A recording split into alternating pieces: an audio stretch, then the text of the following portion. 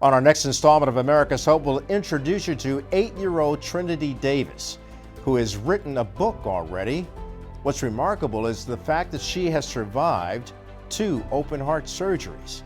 And then we'll get into music, introducing you to Tre Corley and Jeff Franzel, both award-winning musicians. All that and more on the next edition of America's Hope.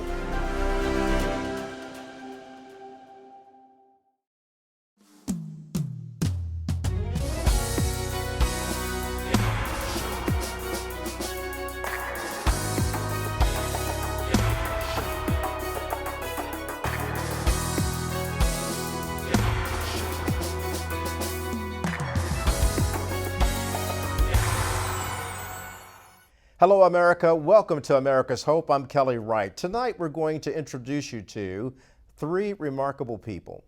One young lady is only 8 years of age. She's an author, and she's already overcome 2 open heart surgeries. Her story is coming up next. And then we're going to introduce you to Jeff Franzel, an award-winning musician who has sold more than 30 million albums worldwide. And last but not least, we're going to introduce you to Trey Corley. He's the musical director for The Huckabee Show. He's a Grammy Award-winning artist and a Dove-winning artist. That's coming up right now on America's Hope. Let's get right to it. And welcome back to America's Hope. I'm Kelly Wright, and we're in Studio 6B right now for a special guest and her family members. You see, she's only 8 years old. And we want to talk about this wonderful, brilliant young lady here on America's Hope because she is the hope for the future of America. Trinity Davis Floyd, good of you to join us today. It's a pleasure to have you on. I'm happy to meet you. Thank you. How's your day going so far? Good. Good. You know, I got to ask you, what made you write the book, Trinity in Sockland? And you started writing this book, as I understand, at the age of 4. So between 4 and 8 years of age, you created this book. Why? So one day my brothers wouldn't play with me. So I went to my dad crying, and he had a big pile of socks. So he told me to go jump in. So when I did, I imagined I was in a magical world called Sockland. And in that magical world of Sockland, based on what I read in your book, you're helping other children understand that they can have a better future and a brighter tomorrow by playing together, using their imagination and their mind to do good things. Yes. And so as a result of that, you have these daily affirmations that you give, and you put it on YouTube. And what's your affirmation for today? So my affirmation for today is don't let anybody discourage you. Always stay encouraged. What have you learned from your mother and father about having hope for people in your neighborhood and people in America and the world? Always put God first.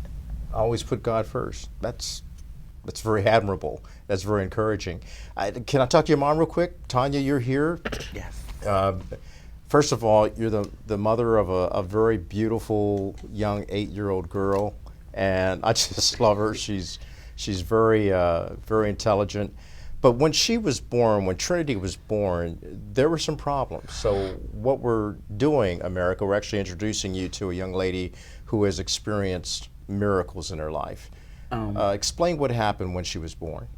When Trinity was born, she was born with a heart defect.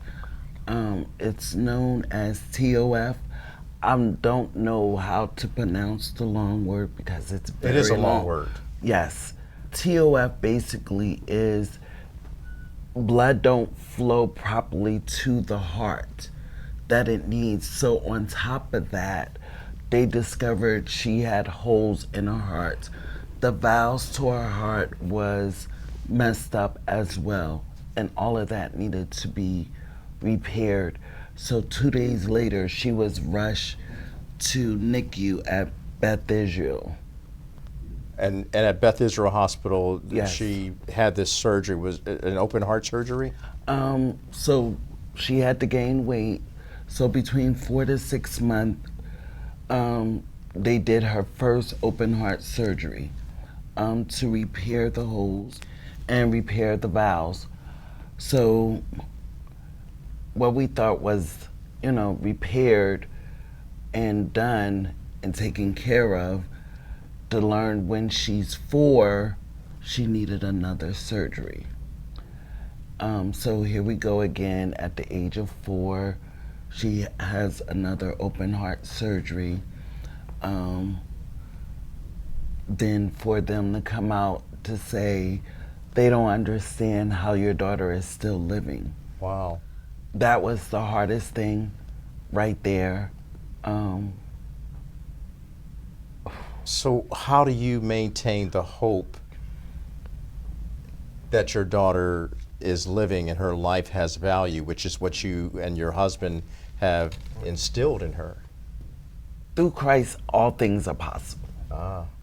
So we have great faith, a lot of prayer. And when they said that, and she's 8 now and still here, we call her a walking miracle. She's a walking testimony. Wow. By herself. As much as she have endured and still enduring, she is a true walking miracle, and we thank God for her every day. I was just telling her auntie, I said, I never noticed as many times out of these 8 years that when her wounds healed, it's 2 crosses, one here and one here. I said, Trinity, I never noticed that till right now.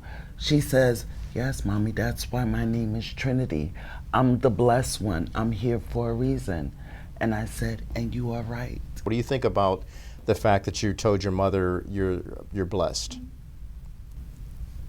I'm a child of God. Wow.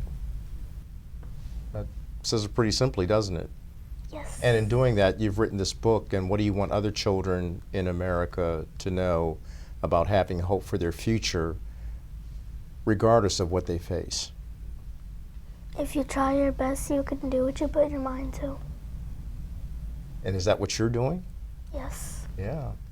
Well, let me bring in Auntie Phyllis here. Mm-hmm. Phyllis Ramey, who is a pastor and also a movie producer. Phyllis, when you and Trinity got together, you actually became her publicist. What's been the response to her book, Trinity and Sockland, and just to her personal story? Mm-hmm. Wow, her response was really, really big response. When I met her, I don't know, it was just something there. I was at Juneteenth, and she was at the vending. She was doing the vending in the park, and I could have went the other way. I had so many vendors there. I could have went the other way, but I was let to go her way, where she were, and that's when I met her. And then Tanya told me about her story and everything, and right then I was just inspired. I was inspired, and I was moved with compassion for her, and automatically you just want to help. You just want to help, and that's what I'm doing now. And working with her though, and the family with Tanya and Tanya's husband, mm-hmm. of course Trinity's dad, who is also here, but he's behind the scenes right now. Mm-hmm.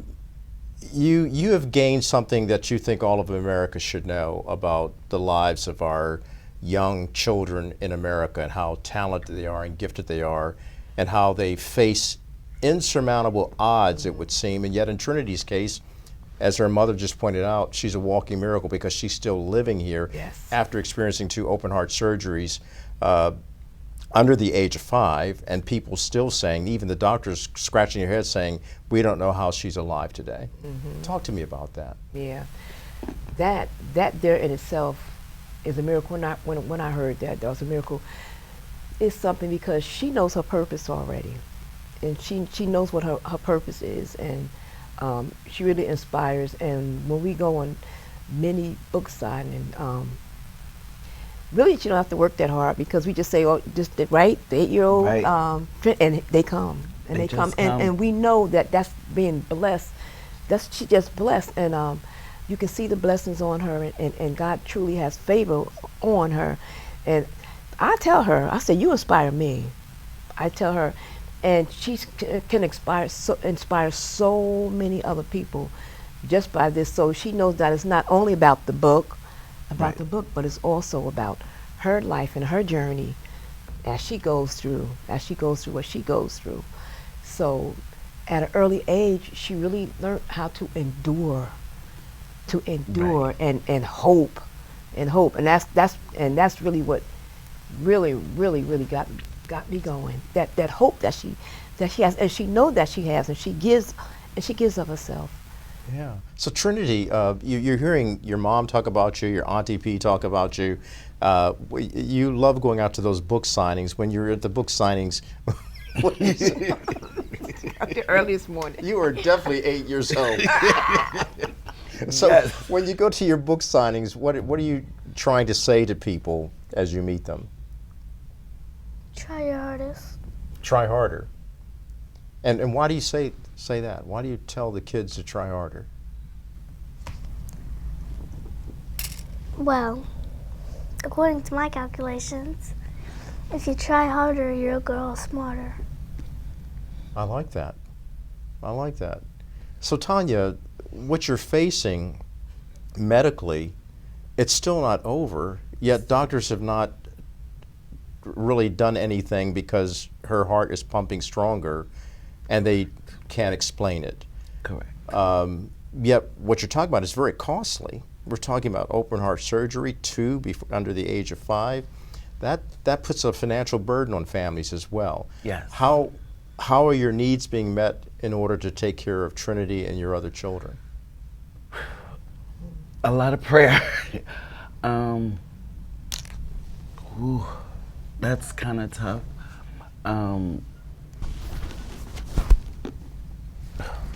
So the book, does it help in any way, or are there other things that you're doing to help bring The book helps a lot, and then it gets kind of rough sometimes, but it is a struggle.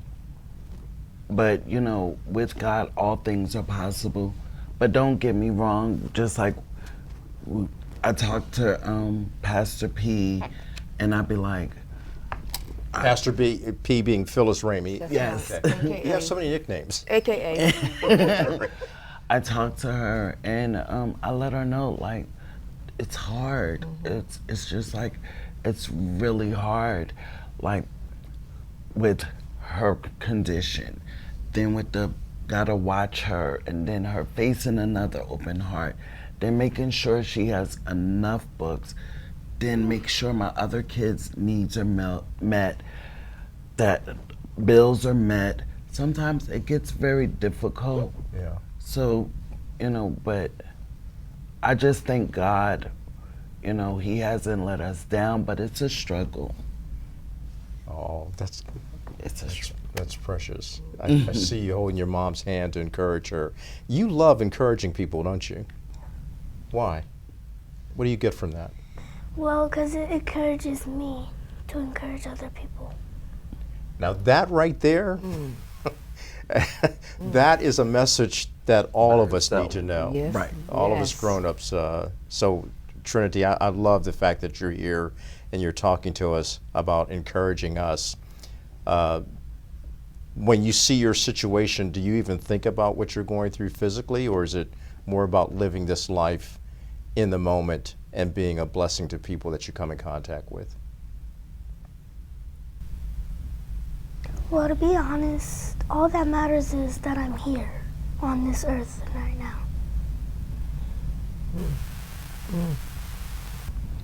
Yeah. Yeah, that's good. That's good. We're going to take a break. We'll be right back. And welcome back to America's Hope. So I'm having a wonderful conversation with my 8-year-old friend here, and Trinity Davis Floyd. Look, Trinity, you were encouraging us in the last segment and telling people, after I asked you, how do you deal with the fact that you've had 2 open heart surgeries? And do you have any concern? And you answered something with such a profound and yet simple answer. It's important that I'm here. You have been recognized by Make-A-Wish Foundation. You have worked with, you've been working with the multiple Grammy award-winning singer Dionne Warwick, Senator Cory Booker, the mayor of Newark, New Jersey, Ras Baraka, other politicians. When you meet all of these popular people, what do you want politicians and other people to know about children your age dealing with physical conditions like yours? They can do anything that they put their mind to, because I want them to be healthy. So as I'm reading your book here, it says, it talks about how you're saying that everybody should be treated alike, Yes. regardless of what color they are, and why is that important? Well, it's important because you should treat people the way you want to be treated, or you'll be treated the way you treated them. I love the book. Thank you. Thank you. I just love this. All right, so look, the book is called Trinity and Sockland, and it's written by Trinity Davis Floyd. And of course, the background is that she's been through so much, and out of all of that, she's writing stories that can bring hope to people. And as we've just heard through you and your mom and your Auntie P, you're definitely delivering hope. So what's next for Trinity? What's next for Trinity? She has an early learners book coming out for pre-K to help them to start reading. Then she speaks it. She has 4 more books coming out. She speaks it. It's a whole gamut, and I like what all of you are doing. It's a good example of how we can take people in the most difficult of circumstances and facing adversity, still hold on to hope, and then start spreading the word that no matter what you're going through, as Trinity says, don't be discouraged, but be encouraged. Trinity, thank you. Yes.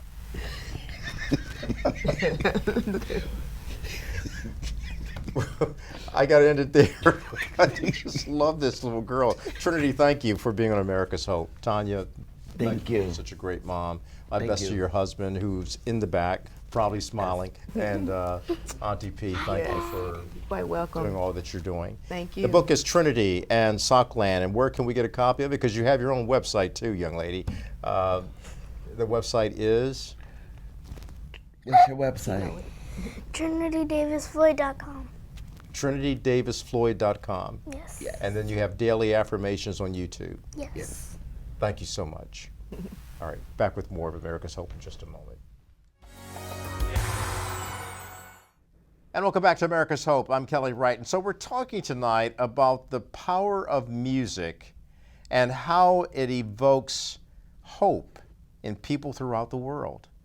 Yeah, some music can be kind of problematic because it might get caught up in the toxicity of what's happening in the world.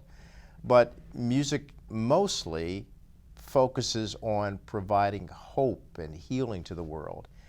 And no one does it better than perhaps our next guest, Jeff Franzel. Jeff Franzel has been playing piano for many, many years. He is an incredible artist. Jeff, thanks for joining us on America's Hope and sharing with us your journey of music. It's so wonderful to be here, Kelly. It was a pleasant surprise to get your phone call. Thank you. What's it like for you when you're playing? Because I've seen you play and perform, and when you do, it's like you take on a different persona. You know, you're no longer cool, calm, and collected. You are passionate about what you're doing, and you usually play songs that really cause people to feel hopeful. What is it? I just translate my peace, my feeling of love, to music, the language of music, and it was my voice. My brother was a scholar, and I had to find something to connect with my soul. And when I realized that it was connecting to other people, it just it really translated in such a powerful way. And it was my wife on our honeymoon that it was her idea to write songs. So I took my music to another level of writing songs, pop songs, and that was my, the basis of my living has been writing songs for artists, including Kelly Wright. Thank you. Thank you. Yeah. Yeah, you wrote some very good songs for Kelly Wright, and one was, of course, Take a Look Around. I will never forget the day that you walked into one very popular nightclub here in New York City, and you sat down at the piano and started playing one of my compositions, and I said, oh my gosh, this guy, no one's ever done that. And then we sat down and actually created multiple songs, and in fact, a few of those songs appeared on one of our albums that we did together, aptly called Love, Freedom, and Peace. As you were growing up and expressing your voice, what were the things you were singing in America that said, man, I've got to put some hope out there? The bulk of my childhood is really on the East Coast. And I saw, and I grew up in a very, in Westport, Connecticut, and it was a very isolated, it was all white, and it was a little more upper class. I mean, I have opinions, but I thought, you know what, let's forget about all that, separation, feelings. And so let's get into the feeling of hope with music. And that was the way that I connected to people. My mom, friends would come over to my house and want to play, and my mom would say, sorry, but Jeff's practicing. And now to this day, they say, wow, they can understand why that really paid off. And really what I do, like I did Sunday, like I do every day, is just want to connect the spirit of love, and religion, and whatever your religion is, just the feeling of hope in whatever you do. I have a fabulous story of being on an airplane, and I never speak to this person next to me, but I thought, we were at the end of the road, and we were talking, some baby was crying, and she says to me, what do you do? And I said, well, I'm a songwriter. And the next question most people ask you is there anything that you've written that is familiar that I would know? And she says, you wrote Never Saw Blue like that? I said, yeah, do you know the song? I sing that to my baby daughter every morning. Oh, so great. That's the feeling, the power of what we do it's just amazing. So I know you're very humble. You worked with Old Blue Eyes, Frank Sinatra. You worked with Sammy Davis Jr. You worked with Quincy Jones. I mean, who am I forgetting? The great Diana Carroll. Diana Carroll, Bob Hope. Who else? And the co-writer was Pope John Paul II. We translated his lyric called La Tua Simplicita lyrics. So the what Jewish was guy that from like New York to have worked with the Pope, Pope at the Vatican? Yeah. Tell me what happened. Well, what was no, he had died. No, sorry, he died. We just translated his lyric. He was not. I never met him, but it was Placido's idea, because he was very close to the Pope, to want to put it's called Amor Infinito, this album together of all the Pope's lyrics. And we had written a song that he absolutely loved and asked us if we can adapt the melody to the Pope's lyric, which we did. And he got Josh Groban to sing it with him, and it's just gorgeous. Check it out, La Tua Simplicita. Two of the great artists, Placido Domingo and Josh Groban, I mean, great voices, and wow, that's just incredible. When you got involved in that project and you realized that the lyrics had been written by the Pope, what did you go through, and was it like a pinch me moment, or like, It was a total, you know what, it's still a pinch me moment. I got chills talking about it right now, because I had such admiration for him, for the Pope. And he was a beautiful person. And the fact that I co-wrote a song with him is one of the greatest moments of my life. It really was. And to be at the Vatican, with all the other writers and the cardinals and the bishops. It was very moving. Yeah. And the theme of the songs that he wrote, the lyrics that all of you put together, and the music that you used to accompany those lyrics written by Pope John Paul, what were the lyrics about? The essence of it.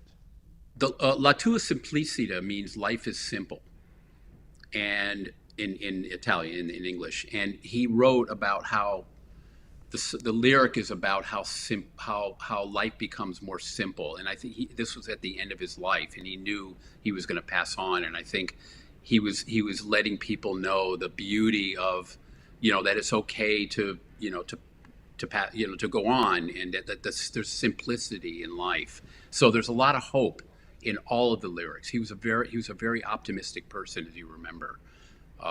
So that was so inspiring to be a part of that. It just, I'm Jewish. It doesn't matter what religion. Yeah. It's the force of having this incredible collaboration. Jeff, that's amazing. How do you see music as not an escape, but a bridge to understand that we have to reconcile with each other and come together to form unity and not disunity at a time like this? Well, first of all, I teach also, and I educate. I have this I'm with, it's called the Songwriting Academy. So I'm always encouraging students to find their voice. And I think whatever you do, find what you can do to communicate and to find ways to not divide this country. And that's where I think even some of my friends who don't have my political views, they hear my music and it's just all the anger, the whatever it is, it goes away. When you go abroad and you've traveled the world, you've played around the world, and you've become a world influencer and a world changer through your music, are you hearing any concerns about where we are as a nation from people that you've worked with outside of the borders of the USA? Very much. It's good that you're bringing that up, because I was just in Amsterdam, and people are first of all blown away by the gun control, what's going on with all of the the shootings here, and the dividedness of our politics, and the poverty we're going here, the migrants, what's happening there. They're really upset with because people look up to America as being the free nation and the of opportunities. Anybody can achieve what they desire to do, and yet they're seeing a lot of this negativity. And but this is what I say to them is, you're seeing that, but there's a lot of good things going on in America. And that's the thing that I wanted to address to you, Kelly, is that when I talk to people and I see so many good deeds going on, I was just in Houston, and I wrote a song for them, and it was a beautiful, it's called That's Houston. It was a tribute to the flood there, and they fly me down there every year. Mayor Sylvester is part of it. And it's the Humanitarian Awards celebration, and they give out awards every year to all the people in the Black community that do good deeds in Houston. There's so much good things going on in Houston right now, that what I'm saying to you is, yes, overseas they see a lot of the negativity, but I believe that there are good things going on here, and we have to be more aware of them. I concur with you, my friend. There are good things going on in America, and that's why we have this program, America's Hope, because we know that hope is very much alive in this country. I'm going to take a slight break, and when we come back, I'd like you to share your hope for America in music. We're talking to Jeff Franzel. Okay. We'll be right back in just a moment. And welcome back to America's Hope. I'm talking to my good friend Jeff Franzel, and we've talked about all the great people you've worked with, and I could go on. I mean, there's the modern, the contemporary artists out there. I remember you worked on a brief project with Lady Gaga and so many other people. Right. Right. Yeah, what was that experience like working with Lady She's Gaga? amazing. First of all, when I worked with her, she said, "Don't call me Lady Gaga. My name is Stephanie." She was studying with a what was his name, Don. He was right around the corner from here, a vocal teacher, and I worked with her on The Sound of Music. She was performing that at the Oscars. Do you remember that in 2015? Yeah. And she couldn't have been nicer, and she really admired my playing and was very friendly. And one of the beautiful things she said was, "I want to create a legacy to help younger artists feel more confident that they can make it in this business the way that I did." And she was, she was just a lovely person to work with, and I have so much, especially her jazz, what she's doing. It's so cool. Her work with Tony Bennett, but this was a separate thing on The Sound of Music. Everybody should have a good feeling about their life, and that's what I think. I know, Kelly, you're doing that, and I'm doing that through my music. I just want to inspire people to wake up and feel better and hopeful.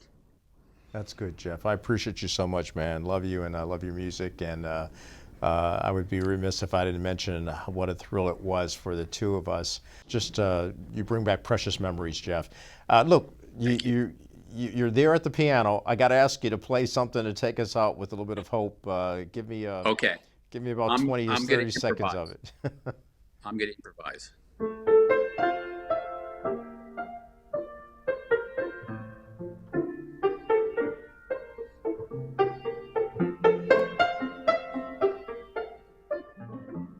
Oh, it's so beautiful, Jeff. I don't want to destroy this mood, but that was beautiful, my friend. Thank you so much. That song right there, I can hear lyrics to it. It's in my mind right now. We've got to get together. Don't lose that. We got to go back and record that. Bring some hope to people. His name is Jeff Franzel, and he's wow, what an incredible person. Thank you so much, Jeff. Thank you for dropping by You bet. America's Hope and giving us some hope tonight. Love you, man. God bless you. Love you too. All right, we're back with more in just a moment.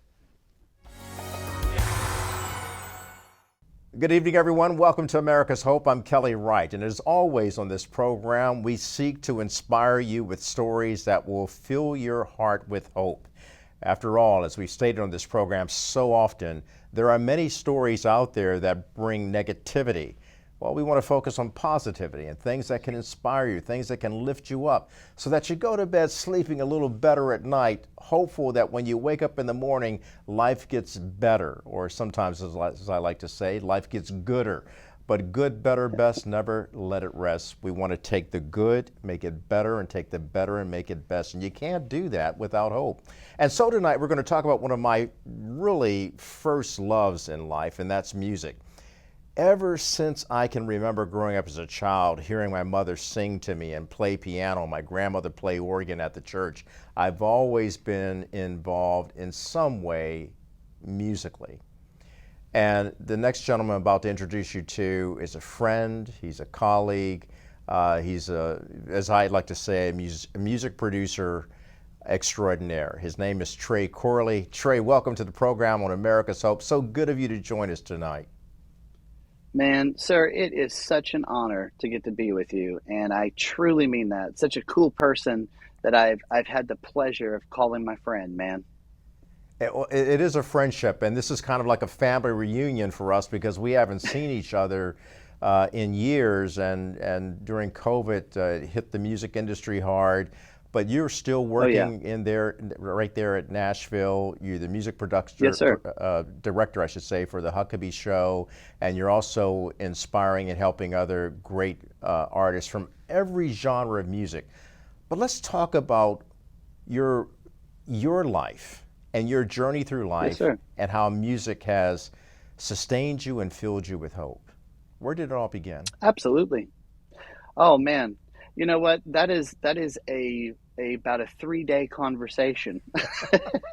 And for me, it's my family. We traveled on the road. When I think of music, it brings family together because I played with my family and grew up on the road, and yes, studio at a young age. And that's why I think music's so powerful. It really brings unity. I mean, uh, music doesn't speak black, white. Music doesn't speak Democrat, Republican. Music doesn't speak anything. It speaks, it can speak love. It can speak hate sometimes, some people. It can speak joy. It speaks on its own. And I think that's why we connect so much, because I know that you know that. It's amazing what music does. So for me, the journey started very young. I started playing drums at 5 years old with my family group and traveling. So, I mean, it was very young in my life. And when your family traveled, what was the family dynamic like in terms of your parents instilling in you the values that you hold dear today as a man and a father and husband yourself? Absolutely. You know what I loved about my family growing up, first of all, my mother played bass. My dad played guitar. He played a little bit of everything. My brothers played drums and piano, and everybody sang. So there was that influence of music always around me. But yet also, my family was we had culture always around us, which I am so grateful for. My parents, we would go to places, to churches. A lot of the things that I did growing up was churches. And the coolest thing for me was growing up in churches that were not the same. That they didn't have the same look as I did. They didn't have the same growing up the same way I did. We were very rounded in different cultures, and it helped my music ability. And honestly, I believe raised me in a way to respect others, which I think is really probably one of the reasons why I connect easy with people, because I love to learn about different cultures, different music, different backgrounds of people. It influences your writing and your abilities to really relate to people. So I'm very grateful my parents had those influences at an early age. And Trey, the reason why I wanted you on is because you speak not only with the heart of a musician, but you speak with the heart as a man who's living his dream as a champion of hope. You're what I like Thank to you. call, many people who appear in this show, a hope activist. So when you went through that adversity and that conflict, you found out the reality that hope is always a heavy lift. It's not easy. It isn't something whimsical. It really Right. takes hard work and adherence to a faith and a hope and a love to say, through it all, I'm going to persevere. So, what did you have to go through to Yes. rise to the top as you did? Well, there's always I think that people are placed in your life. When I said iron sharpens iron, sometimes the iron is not the person that is encouraging you. Sometimes the iron is the person that telling you you can't do it. I had an album I was producing, and finally got to the point that I was working hard, and I had my own clients, and they were small. It was nothing big, and but what I found was is just because the artist wasn't massive didn't mean I wasn't going to give 110%. I was going to give my all for every drop of music that came out of my soul. So I remember hiring some of my um, musician, if I want to call them, people I really looked up to, icons for me. And my arrangements, I was young, and I remember walking down the hallway and hearing the musicians talking about my arrangements and talking about my playing abilities. And they weren't the nicest comments that were being made. And I had a choice right then. I had a choice to, I could get angry, or I could finish the day because I had a client that was depending on me. We fought through the day and got it done. I smiled, I made it happen, knowing that to some of my peers, uh, my gifts to them weren't really that great. I'll never forget going home that night and telling my wife, honey, I just, maybe I made a mistake. This is, maybe I've moved too quickly. I was working at Sam Ash Music. I was working there during the day. I was grinding it and being able to get some sessions here and there. And I'll never forget the next morning when I woke up. My wife had taken yellow Post-it notes. She had written notes on, I don't know, 50, 60 Post-it notes, and posted them throughout our little 2-bedroom apartment, on the bathroom walls, on the hallway down the hall, on the door going outside. And all of it said was, "You are a producer. I believe in you. You're going to do it. I have faith." There was just list and list of things that she wrote. Sometimes the people that are in your life that we feel like, that they hurt us, or they say things that maybe really they make you question your calling of what you're supposed to do. And in this case, it did make me question it, but it also gave me a new energy to really say, I'm going to accomplish this. That's amazing, Trey. And what I really love about your story is how your wife was right there at your side to encourage you and to influence you to keep on keeping on. Yeah. That's beautiful. We're going to take a break. We'll be right Absolutely. back with more of America's Hope. So I'm talking to music extraordinaire and producer extraordinaire, Tre Corley. And Trey is joining us from his offices, his recording studio there in Nashville, probably right there in Henderson. Is that right? Yes, sir. Hendersonville, Tennessee. Yes, sir. Hendersonville, Tennessee. And you've had not only Dove Awards, but also Grammy Awards. And now you're working as the musical director for the Mike Huckabee Show. Talk Yes, to sir. me about that. First of all, how is Mike Huckabee doing, and how is the show going? And I know people are watching it because of your music as well as Mike's personality. You know what? It has been life-changing to do this show. So, I very much am grateful for the connections that it's caused. I had done some producing for some TBN records, for some projects they had done, and Mr. Russ Hall kind of threw my name in the hat. And they had a few people they were talking to, and meeting Governor Huckabee, man, he's everything that you see on the show. When you see him on the show, some people say, does he act like that off the show? Is he that nice? He very much is that nice. He is that man. He's a man of integrity, and I have very much loved working with him. And as far as the show goes, we are about to start season 7 in October, which is crazy. And it's going full force. And man, I can't thank him enough for giving me the opportunity, and for TBN to investing into me, saying yes, we think he's the guy as well. So that's been pretty amazing. You are living a life that would be considered a music producer's dream. You have a television show. I mean, who else have you worked for? Not that I want to get you to name drop, but I want people to see the essence of what Hope has provided for you in delivering Yes, sir. you to the place of living your dream. Yes, sir.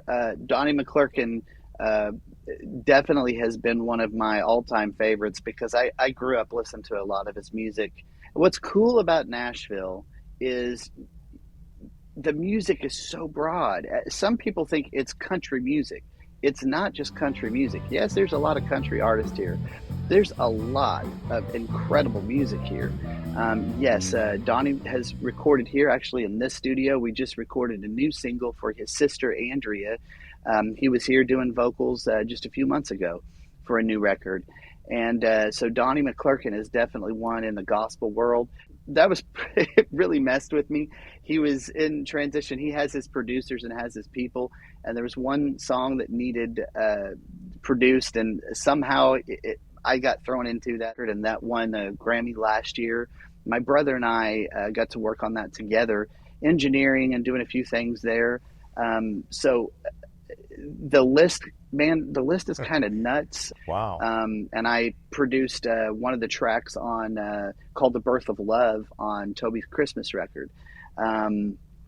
Man, there's The list goes So on. you're from I the don't want pop to get you into world to the trouble because you gospel might to- forget someone. Yeah, I will forget someone, but the truth of the matter is, it's just all over the map of different styles of music, and I love it. It's so great being able to do that.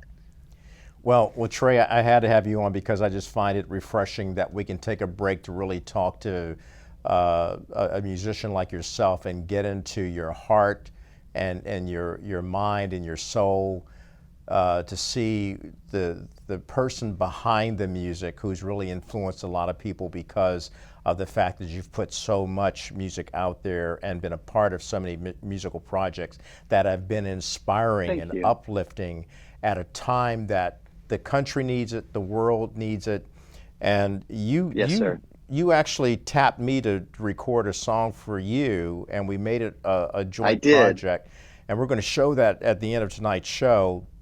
Oh, And awesome. It's called All Aboard the Love Train. Listen to me. All aboard the tongue-tied. love train, baby. And when I heard that, I said, man, that is it. That is it. We need to get people aboard the love train. And here we are with America's Hope telling people to come on in, listen Yeah. to your favorite conductor, and meet the man behind it, Tre Corley. Yeah. You're part of America's Hope, man. You're part of the team here. I'm honored that you feel that way and see that, sir. I truly am.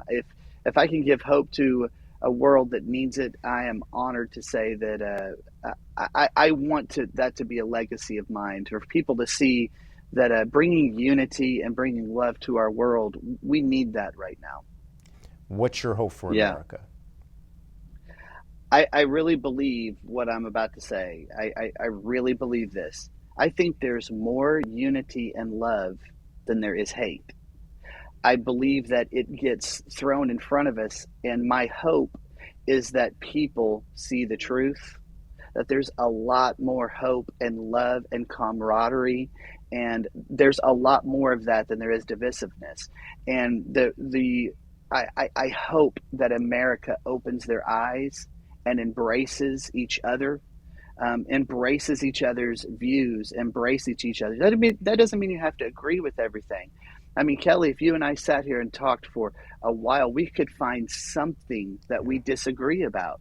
But the wonderful thing about unity and love is that just because we may disagree about something, there's a lot of things that we agree on. And one of it is we love each other.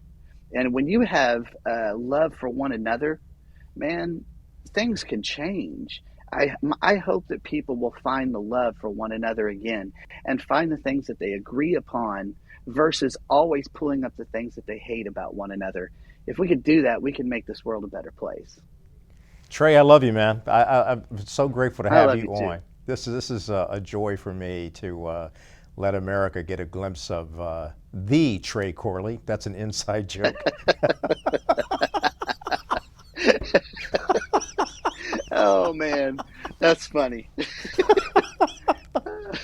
Well, thank you so much for it's an honor to have you on. And the one thing I always loved Always about an you is honor, your sir. humility and like you just said, you've got love for America, and America has. Yes, sir. I think America needs to hear exactly what you said. Tre Corley, thank you, my friend. Love you always. Yes, sir. Thank you, sir. Same to you. Love you a bunch. And don't go anywhere, America, because coming up next on America's Hope, you will hear what Tre Corley and see what Tre Corley produced in that wonderful song that we did with Trey and the Music City Connection called All Aboard the Love Train. That's coming up next. Welcome back to America's Hope. I'd like to thank our guest tonight, Trinity, the 8-year-old wonder. I love her. And we also want to thank Jeff Franzel, an incredible piano player, and of course, Tre Corley. Thank them all for stopping by to show some love and to give us a lot of hope. In fact, we leave you tonight with a composition written by Tre Corley and yours truly. It's called All Aboard the Love Train. Come on, get on board, y'all. Never give up hope, but keep spreading love, freedom, and peace. Good night, America. This is your friendly conductor. All aboard the Love Train. All aboard the love train, the love train, love train. If you don't feel the groove inside, give a little Come on, time, come on, rhythm, all aboard.